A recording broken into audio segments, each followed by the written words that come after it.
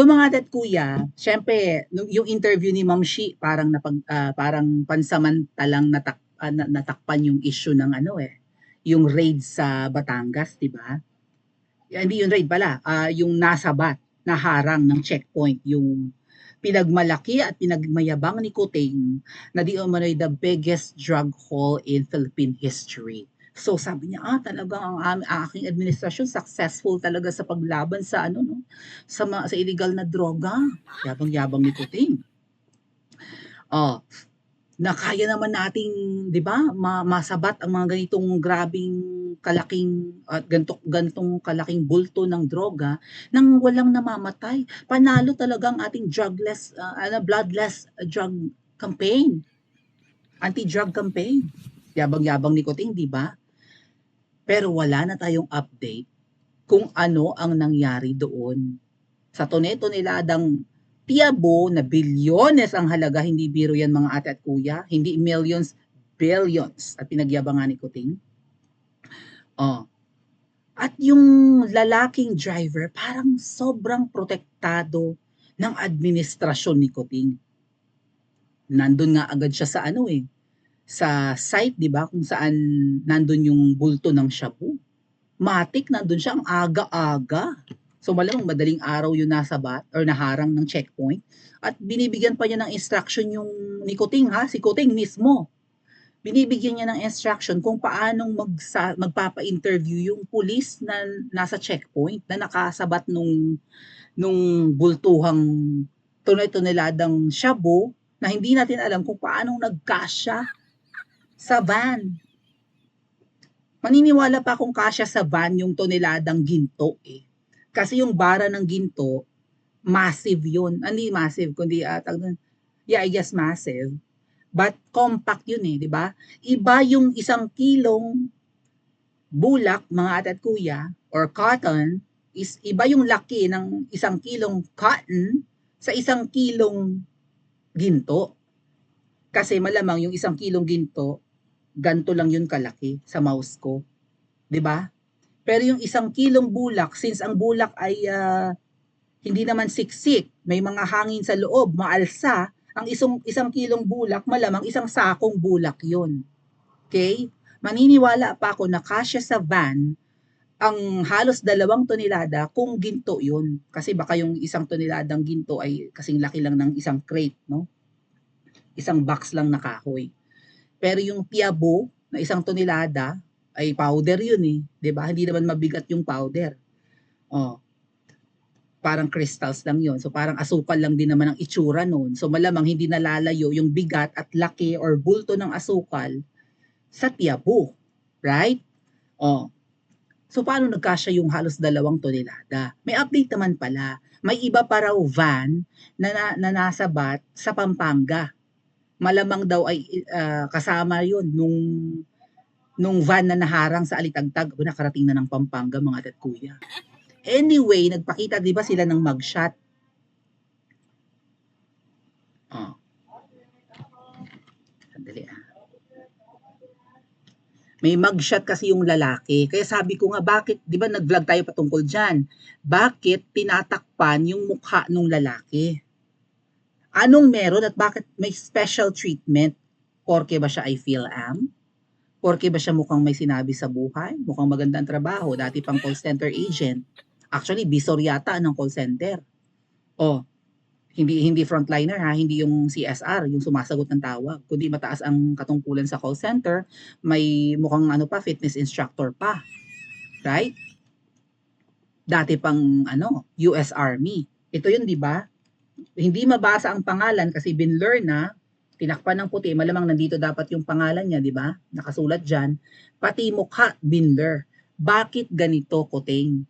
Ikaw ang, 'di ba? Chief of Staff ng mga men in uniform. Under mo ang kapulisan, PIDEA, kasundaluhan, kung sino-sino pang men in uniform personnel, under sa'yo. Bakit ganito ang pinagagawa niya? Bakit pinoprotektahan ng pulis? Bakit may special treatment sa lalaking driver? Ay illegal ang kanyang nahuli. Illegal ang nahuli sa kanya. Droga. Nakakasira ng ulo, tone-tonelada pa, bilyon-bilyon pa ang halaga.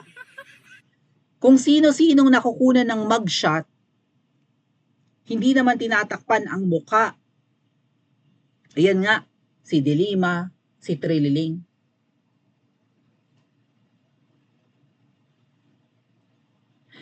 Si Dilima, si Trililing, si Franz Castro na di umano ay kidnapper ng mga bata at miyembro ng makakaliwa.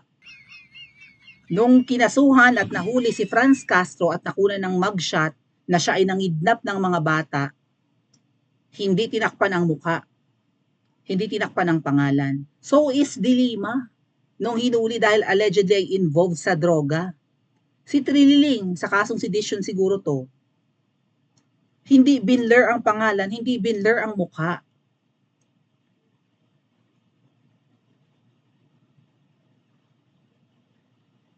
Thanks, Ate Izra. Mga kilalang tao tong mga to. Si Trililing, si Dilima, si Franz Castro, nakalabang-kalaban si VP Sara.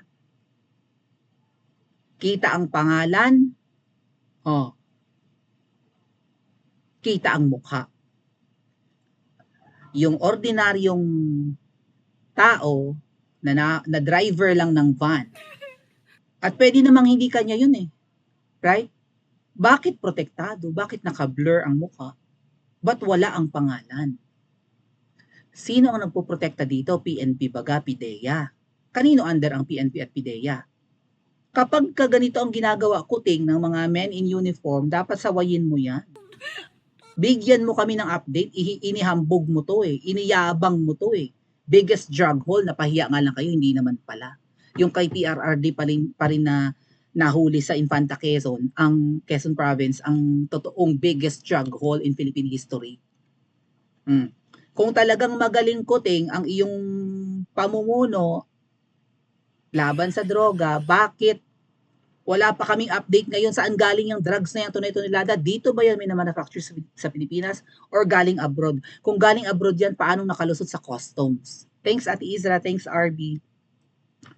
Oh. So, dapat alam namin to, iniyabang mo to. Tapos, yung driver, pinoprotektahan nyo? Wala kaming balita. Saan siya nakakulong? Siya ba ay magpapa-interview? Siya ba ay kasama sa Senate investigation? Kasi yung PIDEA leaks iimbestigahan ni Senator Bato, right? Sa 30 na katapusan ng September, mga tatkuya. So itong driver na ito, hindi ba to pwedeng whistleblower? Ano ba, negosyo rin ba niya to? Kakonsyaba ba siya? Sino ang kanyang mga kliyente kung kanya yung mga drogang yun? Baka kanya eh. Ang sabi niya, nirentahan yung van niya, wala naman siyang driver's license. Nirentahan daw yung van niya, ay bakit ayaw yung ipakita yung, di ba, dapat ipakita niya kung sino yung kumontak sa kanya. Maybe nag-chat sila nung nagpakarga nung mga shabu na yun. Pinalabas na na maybe baking soda lang or asukal lang. Kaya ganun lang yung lalagyan, mga Tupperware, mga sako. Siya naman, hindi naghinala. So, sino kausap mo? Driver. Alahon ba ang pangalan yan? Alahon? Si Sas pa yung nagkalkal. Oh. Walang ka-idea ang tao kung sino yan. Ang mga Pilipino kung sino yan. Tinatakpan ng pangalan eh. Sino yung kausap niya? Baka pwedeng di ba, maging whistleblower siya. Sino yung kumontak sa kanya? O ano ang pangalan? Baka mahanap namin sa social media. Bakit 6,000 lang ang renta? Halos malamang mapa-flat na yung gulong ng photon van niya. Mahigit 1 tonelada yun eh. 1.2 naging 1.4, 1.8, halos 2 ton. Ang gulo, di ba? Kailangan namin ng update. Bakit yung pinagtatakpan yan? Hala ka. Baka isama yan sa sa mga sasabihin na PRRD sa hakbang ng maiso, lagot kakuting. So PRRD, maghimutok ka na, hindi lang tsa-tsa. Pakinggan natin bukas si PRRD sa hakbang ng maiso. Hindi lang tsa-tsa ang problema ng Pilipinas. Bumabaha ulit ang droga, PRRD. Ang napakaganda mong nasimulan na natahimik ang Pilipinas, natakot ang mga adik na, di ba, mahuli ng pulis, magurgur, packing tape, kung ano man ang ganap-ganap ng mga walang hiyaring mga skalawag. Di ba? Natakot makulong ang mga adik, nagbagong buhay, kusang sumurender, nagpatokhang, Ngayon PRRD, ang lalakas na naman kasi ang pahayag ni Kuting PRRD, bloodless. Kapag bloodless, ang addict protektado. Mismong mga drug lords, alam nilang walang mamamatay sa war on drugs ni Kuting. Hindi nga war campaign against illegal drugs. Bida nga, bida-bida. Bida yung campaign ng, di ba, ni Naabalos na yan, tsaka ni Kuting. Tapos ganito PRRD, nahulihan ng bultuhang droga na makakabaliw ng napakaraming kabataan, tinatakpan ang mukha at pangalan. Normal ba yan? Anong sabi dito? Sabi ni Kuya Jay, basahin ko lang mga kuya ha, dito sa picture nga na naka-cover. Ano itong inilabas ninyong mugshot ng Shabu driver? Walang pangalan at walang mukha? Gusto nyo bang isipin namin na gago at kalahati ang bagong PNP chief? Ay, sino ang nag-appoint doon? Malamang si Butot.